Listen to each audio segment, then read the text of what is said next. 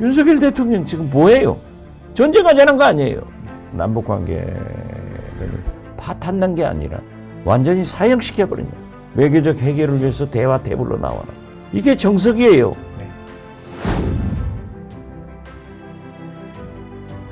정권 교체를 해서 다시 남북관계를 개선해서 살아야 된다. 지금 우리나라 청년들이 통일을 해서 뭐 하느냐. 북한 도와줄 필요 없다 하는 생각을 많이 하고 있어요. 통일에 좀 관심을 가져라 이런 말씀을 드리고 정부도 통일의 교육을 철저히 시키는 것이 더 바람직하다.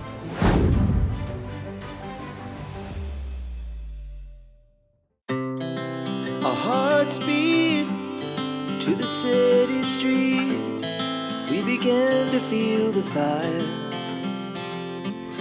We wanna chase the night, wanna dance to the light. Pull stars from the sky, just two hearts running wild.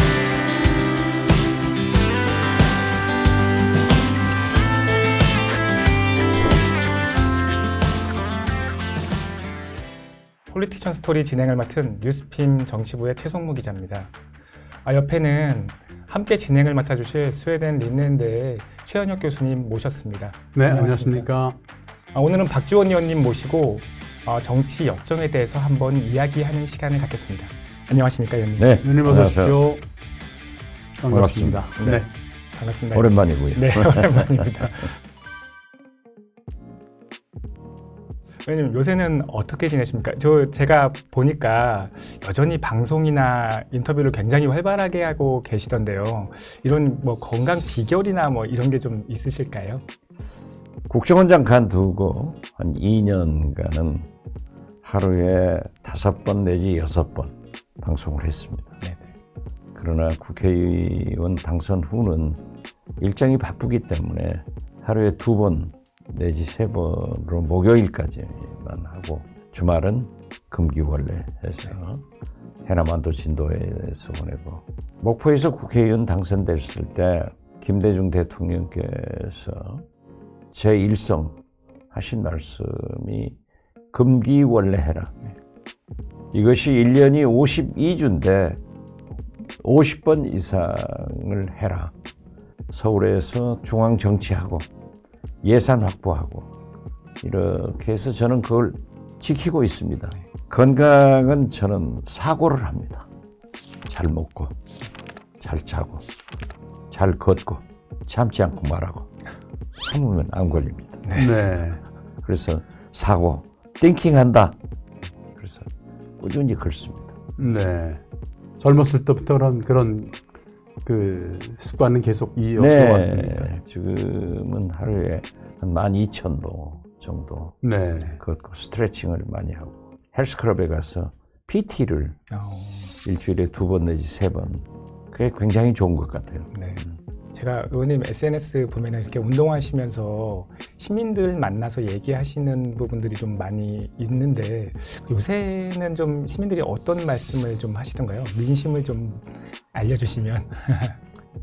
윤석열, 윤건희 정권에 대한 불만도 토로하는 사람들이 많고 대통령 내분을 심하게 소위 조지느냐 하는 식으로 얘기하는 사람도 있는데 일반적으로 80~90%는 윤건희 정권에 대한 많은 불만을 가지고 얘기를 하시더라고요. 의원님은 김대중 대통령의 대북 특사로도 사실은 유명하시잖아요. 2000년에 그 유명한 대통령님과 김정일 국방위원장의 마주 만나는 그 장면을 이제 준비를 하셨는데 특사로 가시면서 좀 이렇게 생각나시는 에피소드가 좀 있을까요? 뭐 김정일 위원장과의 어떤 추억이 좀 있으신가요? 현대그룹의 정몽원 회장이 1999년 말이나 2000년 초 플라자 호텔에서 무슨 파티가 있었던 것 같아요. 네. 거기서 만나가지고 저한테 그래요. 북한에서 남북 정상회담을 제안할 것 같습니다. 김대중 대통령은 야당 총재 때부터 대통령 후보 때 대통령 취임사에서도 반드시 정상회담을 통해서 해협 정책을 강조하셨기 때문에 잘 됐다고 여쭤봤어요. 그랬더니 될 거야. 현대가 하면 될 거야. 그러니까 본격적으로 추진해. 북한에서 성명을 냈어요. 성명을 내서 국정원 출신은 나오지 마라. 너희들하고는 대화하지 않는다. 너희들은 우리를 분쇄하려고 했다. 그렇기 때문에 김대중 대통령의 분신이고 가장 신임받는 공동체가 나오면 만나겠다. 이런 것을 발표를 했어요. 내 분야가 아니고, 안 그래도 저는 이제 뭐 제2인자다, 부통령이다 해가지고 얼마나 야당과 언론으로부터 공격을 받으니까 조심할 수밖에 없잖아요. 네네. 통일부 장관, 박재규 통일부 장관이 하는 게 좋습니다. 했더니 북한에서 인생, 정치, 운명 공동체 가장 신임하는 사람이 특사로 나와야 되고, 또 박재규 장관도 그런 사람이지만은 네. 노출될 확률이 많으니까 나보다 하라고 그랬어요. 했어요. 네. 대북 특사로 임명을 받고, 북한에서는 송호경 부총리급이 이제 나왔어요. 그런데 가장 이제 기억에 남는 것은 우리가 6.15 남북 정상회담을 합의한 4월 8일 날 합의서를 베이징에서 만든 거예요. 네네. 박지원, 송호경 특사, 남북 특사가 서명을 했는데, 인민궁전, 소위 김일성 시신 참배를 한다 안 한다 거론이 없어요. 네. 참배를 하면은 다 깨진다. 그러니 대통령이 절대 하지 마라. 이런 말씀을 하신 거예요. 특히 강원영 목사님 같은 분은 박지원 같이 남북관계에 천연문외한 무식한 놈이 가서 합의를 해왔으니까 이걸 뺐다 하는 거예요. 김대중 대통령이 저녁에 저를 불러요. 한 번은 제가 문화부장들하고 술을 많이 먹었어요. 네. 올라가는 거야. 네. 나 술이 취해서 못 간다. 그리고 지금 술 먹고 있다. 비서들한테 그랬더니 그거 끝나고 오라는 거야. 나 도저히 못 간다. 네. 그리고 더 마셔버렸어. 일부러 안 가려고. 가면 이제 터지는 게 빤한 거니까. 네. 11시에 하도 오라 해서 올라갔어. 네. 또 물는 거예요. 이거 왜 합의 안 했냐. 아니 제가 수십 장 보고를 드렸지만은 아파트 렌트 계약할 때도 주인이 이런 얘기를 하지 않으면 왜 세입자가 불리한 얘기를 묻습니까? 안 했습니다. 틀리면 안 할 테니까 걱정하지 마십시오. 이렇게 이제 했죠. 네네. 그리고 내가 쫙 설명을 하니까는 술이 얼마나 취해가지고 대통령인지 누군지 막 빙빙빙 돌면서도 제가 큰 소리 빵빵 쳤죠. 네. 침실 쪽으로 가시더니 딱 뒤돌아봐가지고 화가 나신 거예요. 저 새끼 말이지 술만 처먹고 그냥 빡빡 우긴다 하는 거죠. 자네는 술 좀 그만 먹어. 딱 손가락질하면서 소리를 빽 지르시더라고요. 네. 그래서 내가 그러고 딱 돌아가서 가시는데 뒤에다 딱 절하면서 대통령님, 박지원이 술을 많이 먹어야 국태 민원합니다. 그러고 이제 돌아왔는데 네. 결국 그것 때문에 하루 평양 가는 게 지연됐죠. 네. 그러나 대통령께서 올라가자. 올라가서 또 그 얘기를 꺼내는 거예요. 아니 미국도 한국 대통령이 가면 참배하지 않냐. 네. 내셔널 세미터리에 가서.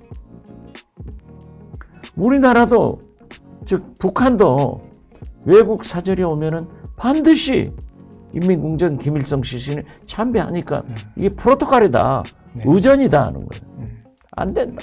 계속 싸우다가 이제 간다고 그러더라고요. 네. 그래서 왔어요. 그때까지 제가 돌아오니까 대통령님 네 분은 나를 기다리고 있어요.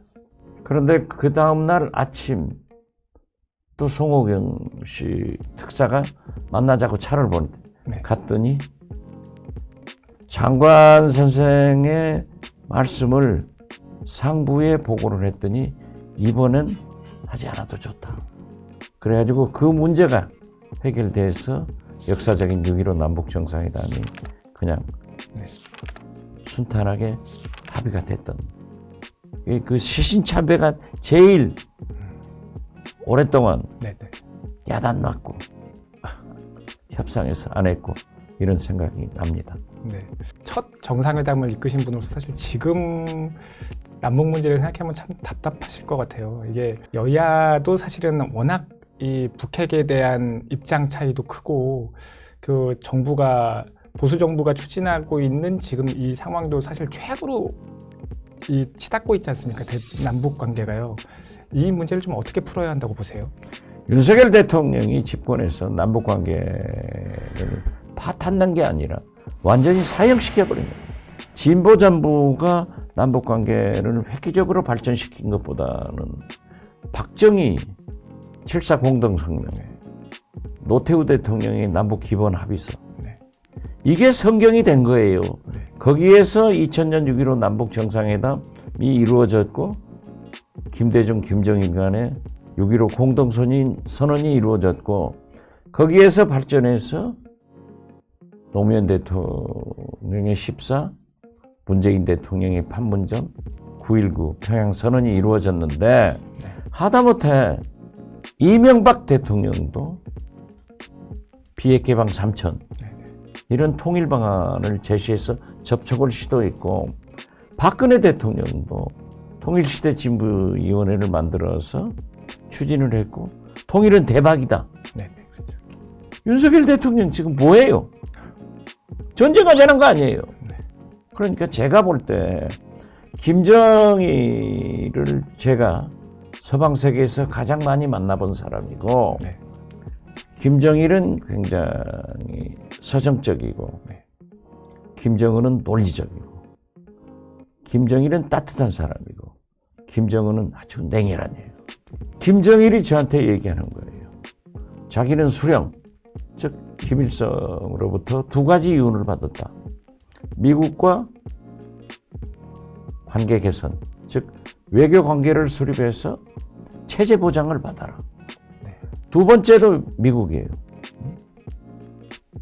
미국과 관계 개선을 통해서 경제 제재 해제를 받아서 경제를 발전시키라. 6.15 남북 정상회담 할 때도 김정일이 일본, 중국, 러시아는 역사적으로 지리적으로 우리 한반도를 병탄해서 식민지화 시키려고 했지만은 미국은 역사적으로 지리적으로 그런 나라가 아닙니다. 그렇기 때문에 통일이 되더라도 한반도에 미군이 주둔해야 됩니다. 이 얘기를 하는 거예요. 그러니까 김대중 대통령이 아니 그런데 왜 그렇게 미군 철수를 주장하십니까? 했더니 그건 국내 정치형입니다. 8.15 때 가서 저랑 김정일, 김용순 비서 이 셋이 앉아서 3시간 반 동안을 와인을 마시면서 별 얘기를 다 했어요. 이때도 물으니까 똑같대요. 미국이 월남만큼 대해주면은 베트남이 되든 그러면 북한은 내가 볼 때 친미 국가가 된다. 절대 일본, 중국, 러시아하고 안 간다. 그렇게 했는데 지금 외교를 잘못해가지고 결국 북한이 친러 국가 가서 파병하고 2% 부족한 핵, 미사일, ICBM 푸틴한테 다 지원받아가지고 ICBM도 성공하지 않습니까? 저는 트럼프가 취임하면은 북한은 반드시 7차 핵실험을 한다. 이렇게 보고 있습니다. 왜냐하면 북한은 ICBM은 성공했는데 탄두에 실을 핵이 소형 경량화돼야 돼요.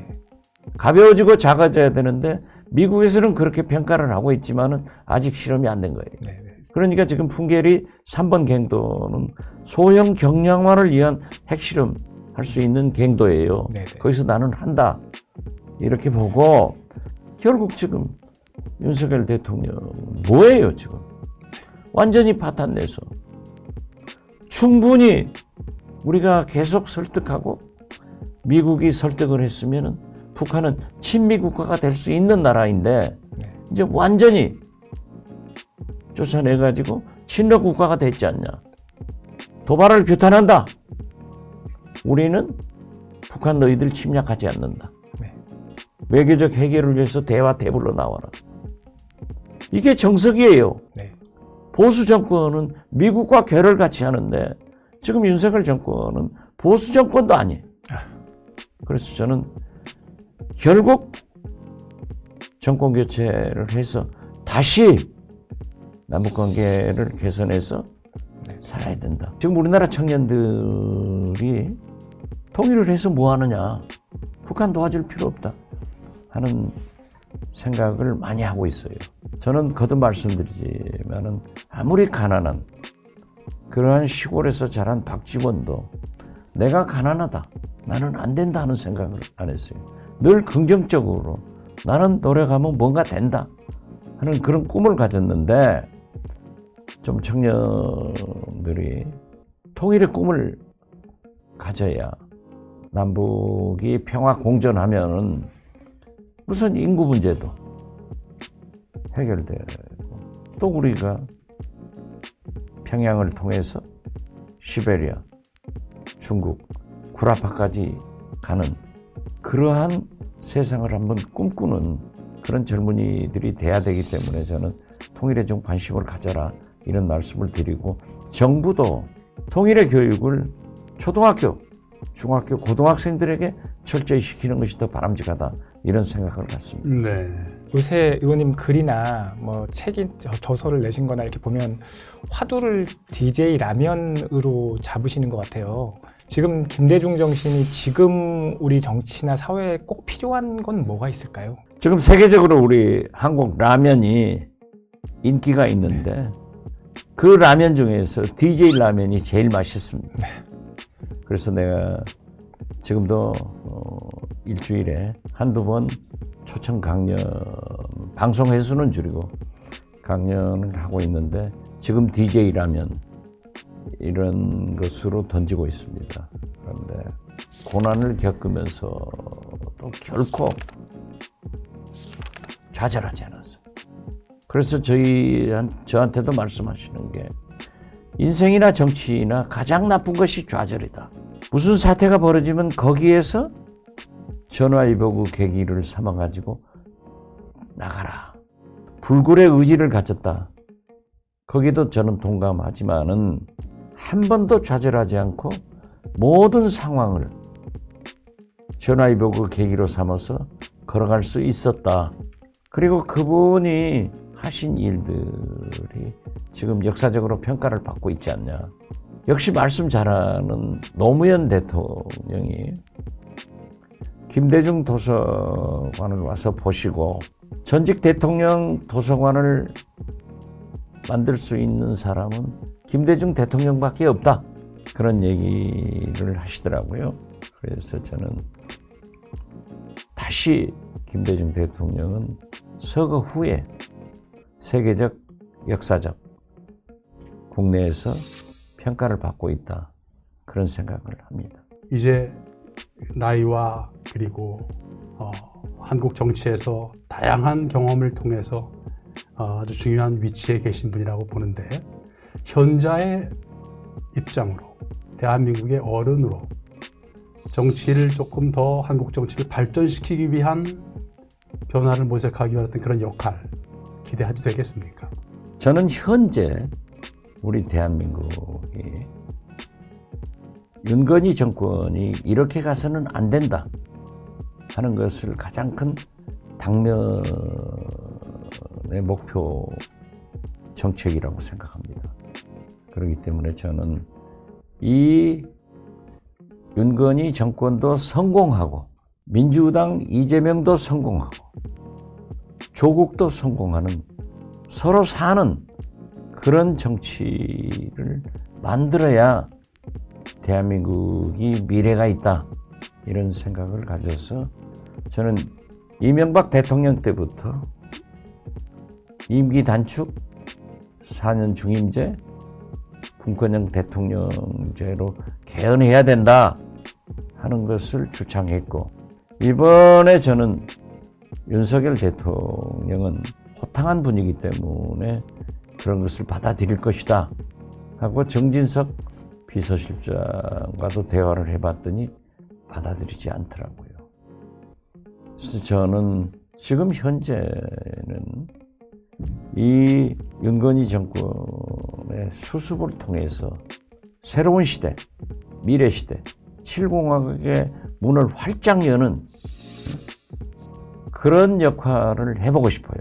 길은 윤석열 대통령이 한번 터보면은 당신도 성공하고 모두가 성공할 건데 이제 기대는 아니기 때문에 앞으로도 그러한 역할을 계속 해보겠다 이런 생각은 갖습니다. 지금까지 박지원 의원님 모시고 여러 얘기를 나눠봤습니다. 박지원 의원님이 지금까지 진심 어린 정치 역정을 보고 많은 후배 의원들이 정치인의 귀감이다라는 얘기들을 많이 하고 존경한다라는 얘기를 제가 들었습니다. 이렇게 후배 정치인이 귀감이 되고 있는 만큼 말씀하신 것처럼 앞으로도 한 발 한 발 꿈을 향해 나가서 한국 정치나 사회에 큰 역할을 해주시길 저희도 기대하겠습니다. 감사합니다. 네, 감사합니다. 네, 감사합니다. 감사합니다.